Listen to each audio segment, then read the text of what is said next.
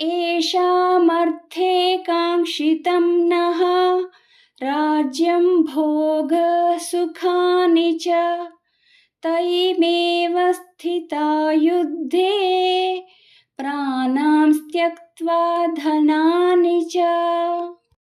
భావము: మనము ఎవరికై ఈ రాజ్యమును భోగములను సుఖములను కోరుకొనుచున్నామో వారే ధన ప్రాణముల ఎడ ఆశలు వదులుకొని యుద్ధమునకు వచ్చి ఉన్నారు అని అర్జునుడు శ్రీకృష్ణుడితో పలికెను. ఆచార్యాః పితరః పుత్రాః స్థతైవ చ పితామహాః మాతులాః శ్వశురా పౌత్రాః శాలాః సంబంధినస్తదా. భావము: గురువులు, తండ్రులు, తాతలు, కొడుకులు, మనుమలు, మేనమామలు, మామలు, బావమరుదులు, ఇతర బంధువులందరూ ఇక్కడికి చేరుకున్నారు అని అర్జునుడు శ్రీకృష్ణుడితో పలికెను.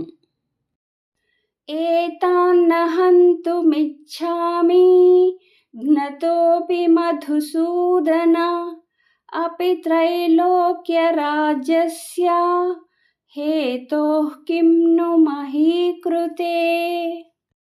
భావము: ఓ మధుసూదన, ముల్లోకాధిపత్యము కొరకైనను నేను ఎవ్వరినీ చంపను.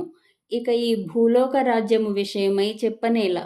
అలానే వీరిలో ఎవరైనను నన్ను చంపడానికి సిద్ధమైన వారైనా సరే నేను మాత్రం వీరిని చంపను అని అర్జునుడు శ్రీకృష్ణుడితో పలికెను.